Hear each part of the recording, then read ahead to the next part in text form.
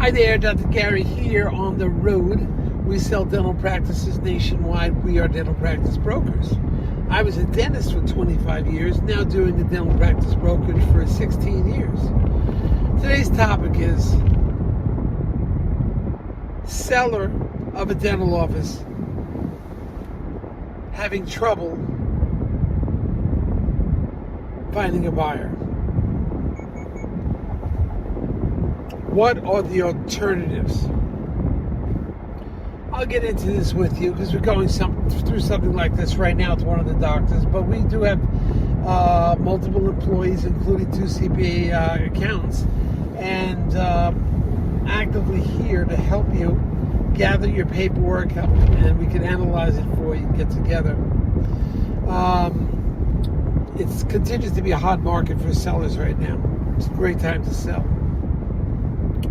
So you can reach us at 201-663-0935 or dentalpracticeguide.com, and I'll be more than happy to talk to you.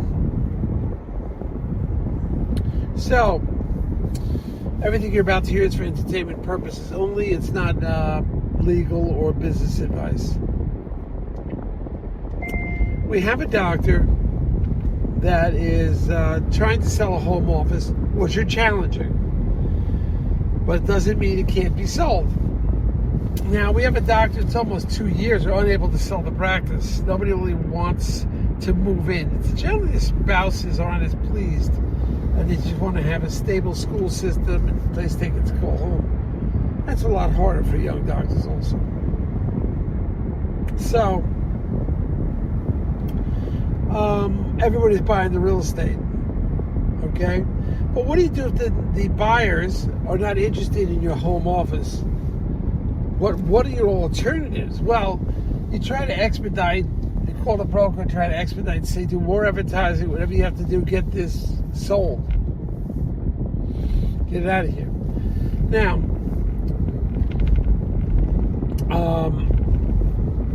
in the event that can't happen, what doctor has to do is make a decision, the seller. Does he want to sell the practice and the building with the real estate, or does he try to just sell the practice as is with all the patients and everything?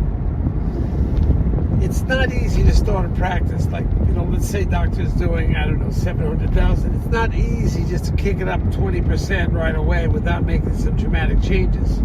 Can be done, but it should be done sooner rather than later. Anyway, one of the things you could do is the dead patients, the deadbeats, and you want them out of the practice, just somehow, some way, invite them out of the practice. That's all. Now, if somebody had taken money from you at one point, that's a different story. Okay? Want to get rid of them as soon as possible. But if you can find a doctor to work with and you pay all the supplies, materials, and so forth, you may be putting new flooring in, possibly new chairs, mechanicals.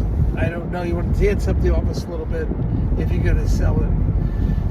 But getting back to it, if you have an office that's doing over $1 million with 4 or 5 operatories or more and are willing to stay on as an employee, could do some good opportunities like that. That would buy your practice as long as you're willing to stay on for a period of time. That period could be 1, 2, 3, 5 years. I don't know. Depends on the circumstance. But you could probably, that's an alternative to you. All right? Now, also, if your practice is large, you may consider selling to a DSO. There's a lot of them out there, and some of them are still doing fairly well. Get out at the top of your game. We do suggest that. They often will pay our commission. So they'll be commission free to you. So call me. We can talk about it. Now, in addition, if we are assisting you sell your practice and it's over $1 million at a fair market, we can help you with that. Often we can refund your legal fees upon successful closing, based on some minor criteria. So give us a call and discuss that. Now, getting back to this one doctor, so he had about a year and a half, 2-year window the town gave him. He didn't have to pay taxes because he was a senior or something like that. And they didn't have the exact amount. There was somebody else paid. But regardless, had he taken an early retirement, that would have worked out great for them. Hard to do. Majority will never do that. But you could do that, right? You get somebody to buy the whole office, the home office, get somebody to move in, and they take over. The other way to do it is just do a chart sale, just a record chart sale. You'll get a lot less money, 25, 30 cents on the dollar maybe. And you try to get that out there, start advertising in market. We'll do that for you too. Occasionally we can't sell an office. We'll blanket a whole area with phone calls and advertisements and so forth. All right, team, signing off down at the beach, having a great time. Going out to dinner tonight, and then back to the flea market tomorrow morning. Having fun. I'll see you. Bye.